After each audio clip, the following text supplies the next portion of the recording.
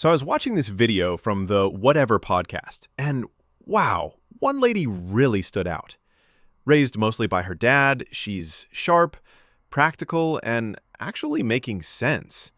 She's dropping facts, but of course, there's always that one or two who get all defensive with their feminist mindsets. Watching her talk is honestly a wake-up call about upbringing, strategy, and gender dynamics. Let's get to it. Was your mother in your life? It seems like your dad is like a big hero for you. He is. My dad is like a G, like he's I call him the OG engineer. I do know my mom, but I was primarily raised by my father and my grandmother and great-grandmother. Yeah, it's just because like, I wouldn't say I fundamentally disagree with you guys, with what you guys are saying, but I'm not, I'm atheist or agnostic. I'm not practicing of any religion, but I grew up in the church for 16 years. So my mom made me go every weekend. Which church? Baptist. Well, why are you wearing a cross if you're atheist? For fashion and irony. I don't know.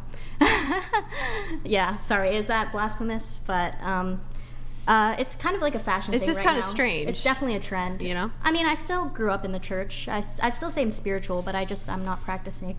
I don't like follow the gospel like that. But So you more so like believe in God and Jesus, but just not the church structure? No. Oh, no. I have a connection to the church, and I'd say I have a connection to my spirituality, but I don't believe that I would know if there was a creator. Okay. You know what's funny? People think mocking Christianity is some kind of brave social stance, but it's really just proof of how unserious we've become. Wearing a cross, ironically, isn't rebellion. It's just emptiness dressed up as depth. And it's always the same script. It's just fashion. Sure, but only with Christianity, because everyone knows it's the one faith you can mock without fear. Maybe that's the real irony.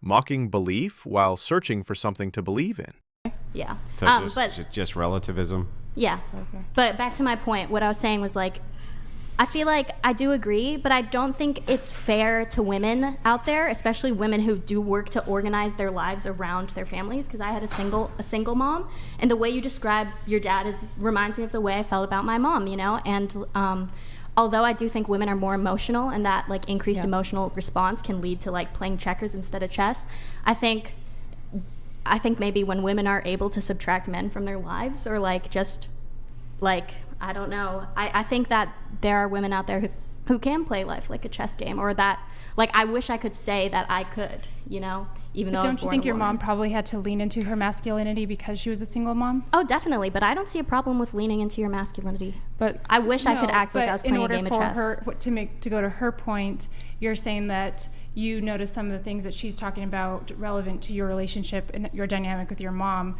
but she had to take on a masculine role. So she probably had to do some of the things that she's describing her father did, correct? Yeah, but she's a woman.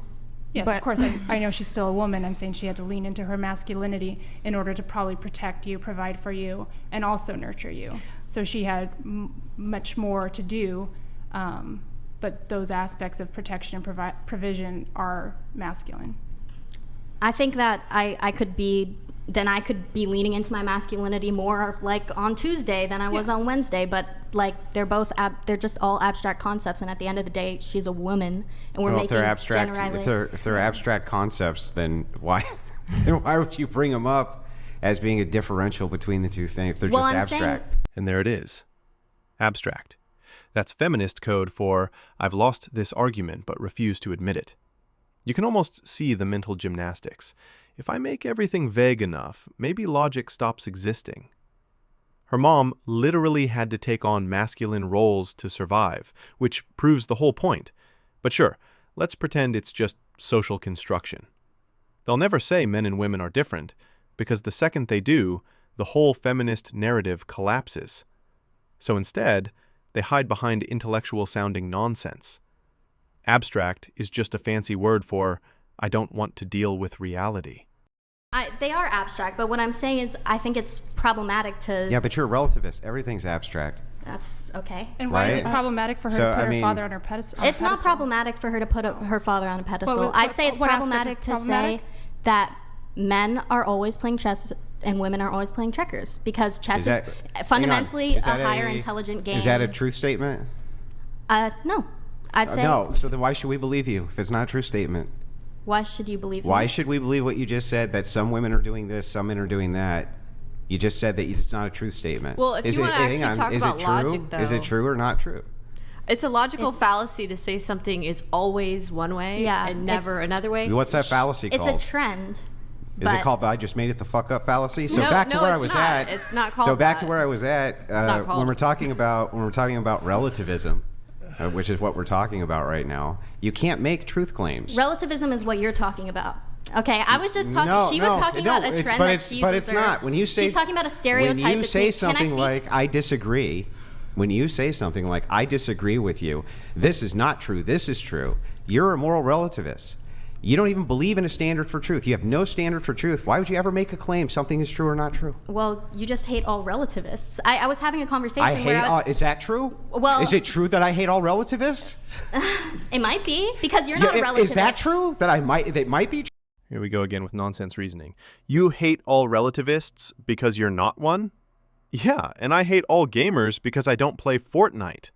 What a joke. Okay, I'm sorry I had a relativist argument, but the point that I was trying to make was the phrase men are playing chess, women are playing checkers is a stereotypical phrase, and I'm sure she might also concede that there are outliers to that.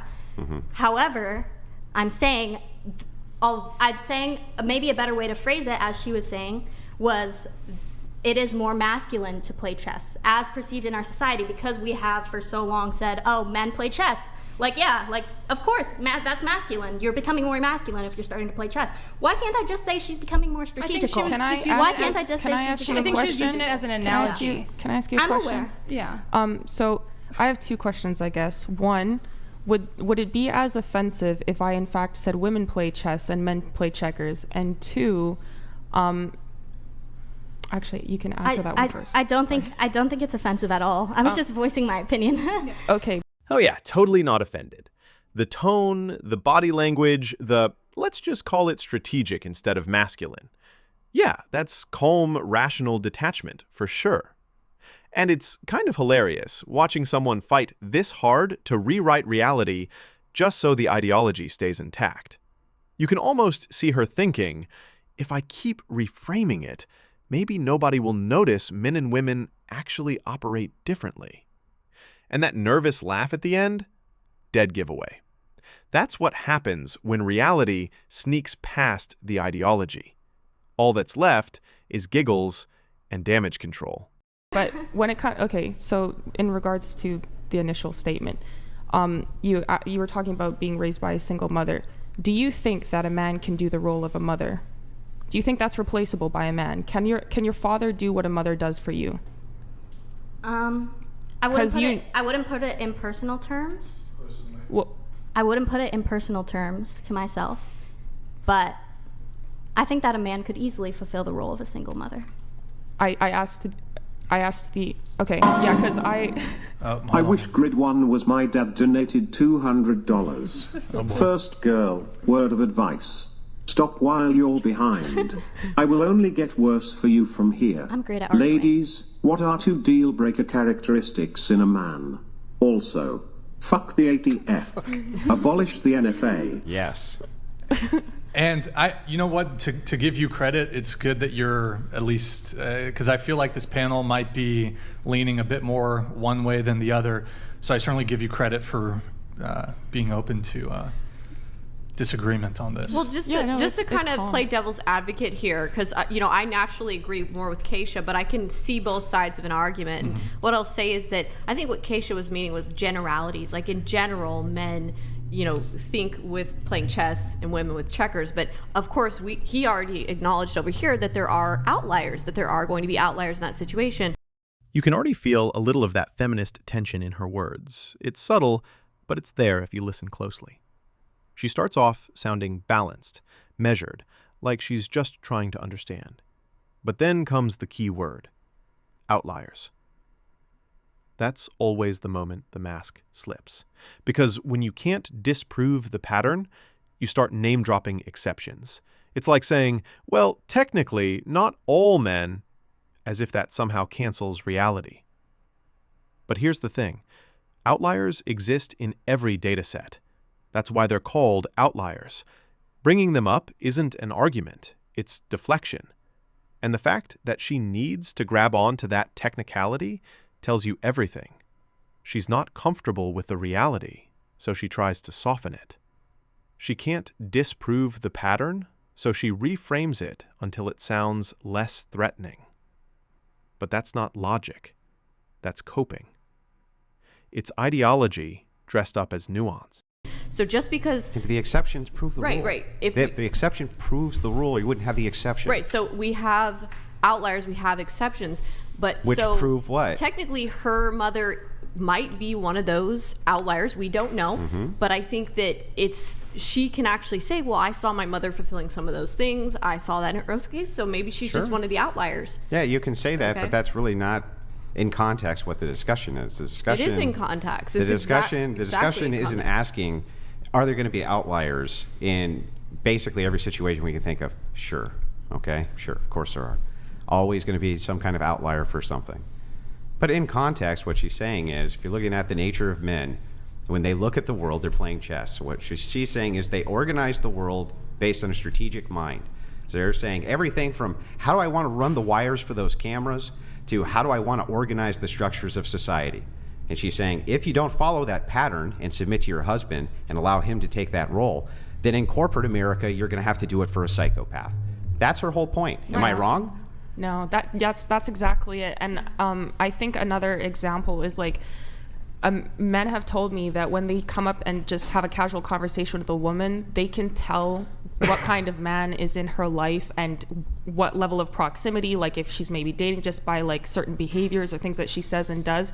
Women don't read actions the way that men do, and I don't care how good they are at it, like they just don't read actions the way that men do. We are so deceived by like what we hear, and like it's not the same. We speak completely different languages, and the more that you realize that you are completely different mentally and emotionally from a man, the more you have protection against some of the things that happen. Because as soon as I realize a man Which is how you know she was raised by a man, if it was a single parent, because she's speaking sense. I was going to ask you, actually, I was like, you noticed that I had you asked me immediately, okay, were you raised with your mother? And probably because you could tell by the way that I'm speaking, what's coming out of my mouth, that there's more of a masculine influence in my life as opposed to a woman's. And so it's something that you delineate already in your mind that's completely different to what a woman would operate in.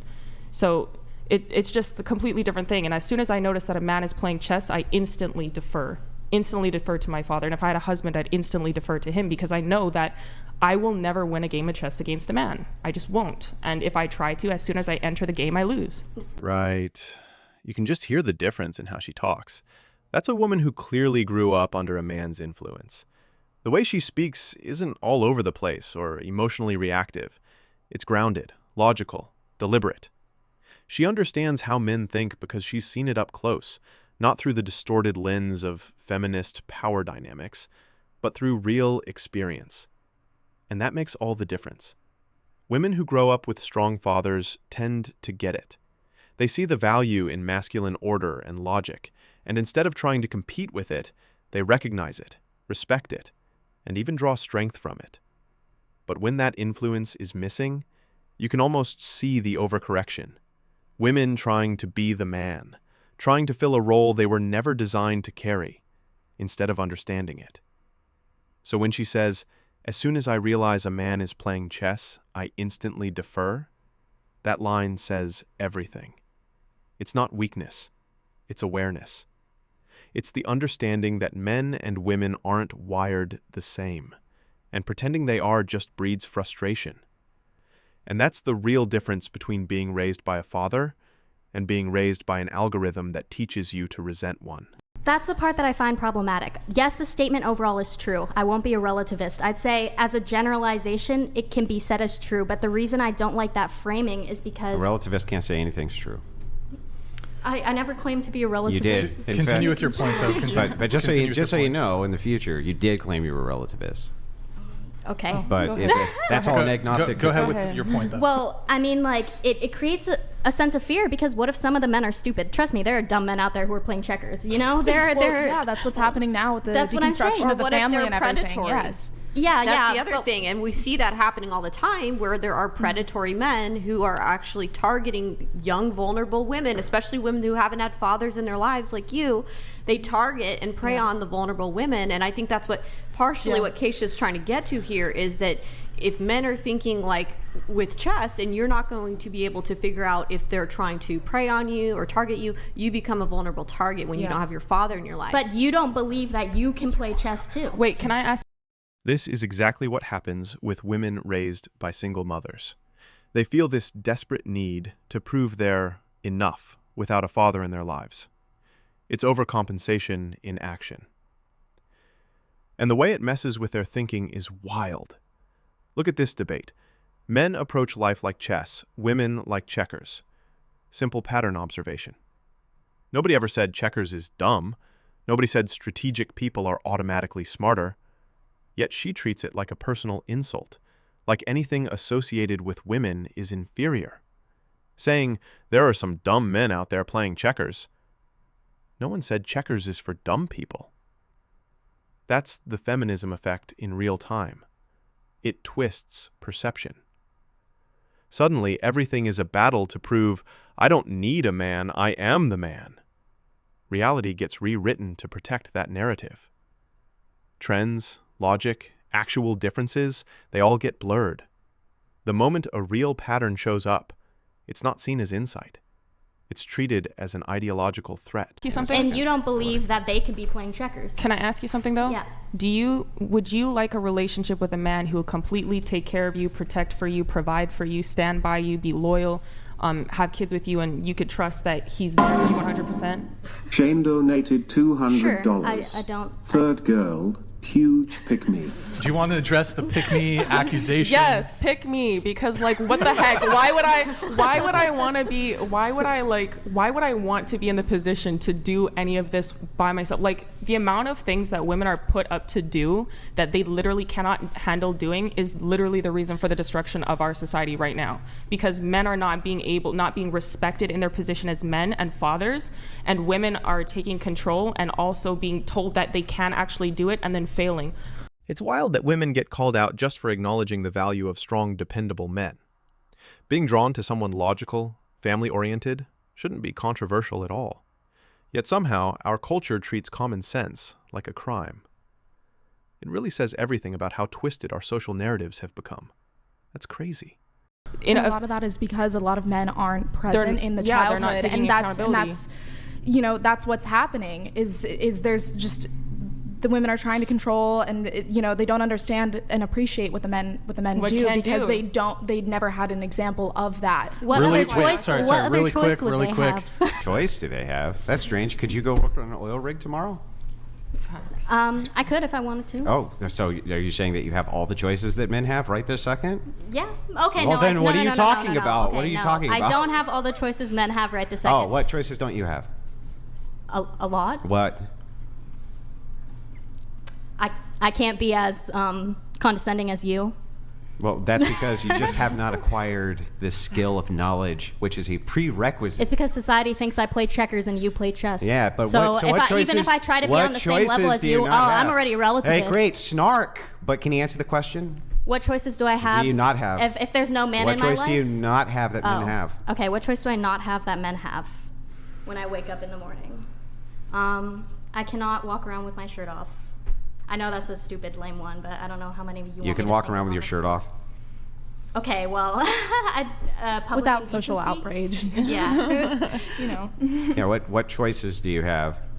Or do you not have? Well, this isn't relevant to. No, what they it's were exactly saying. relevant. They were saying, can you guys? You said it's because women. I'll repeat it for you. Okay. You said it's because women have not had the choices that men have had.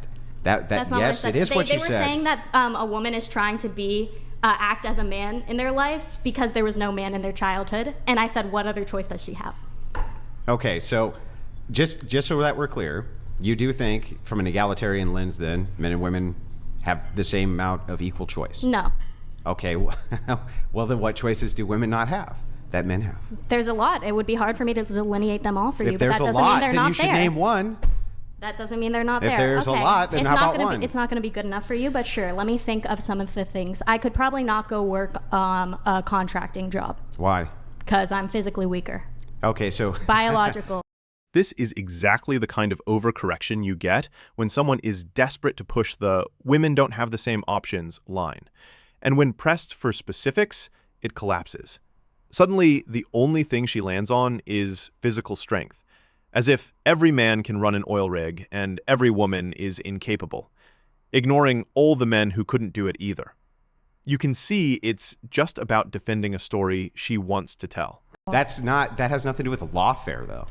With what? With law. So it has nothing to do with the law. You could go work as a contractor. Okay, but they were saying women who grow up without male figures typically fail because they're trying to take on these masculine roles, which they are not capable of taking on. Yep. What is your question that is challenging My me? question to you just now was, do you believe that in this egalitarian society that men and women have equal choice? You said no. Yes, that's why the women are failing. We're not saying they're failing. What we're saying is that women who grow up without fathers in their home, they're made more vulnerable because men who are thinking on the level of chess, who might actually not be a good man, who might be a predatory man, those men see you as an easy target, a vulnerable person that they can take advantage of. See, if if your father's in the home, your father can say, that's not a good guy, don't date him, I see the red flags, don't even bother. Yeah. Or the father can set a standard when that man is coming to pick you up for a date. You're going to have my daughter home at this time, nothing funny, or you're going to deal with me and you're going to answer to me.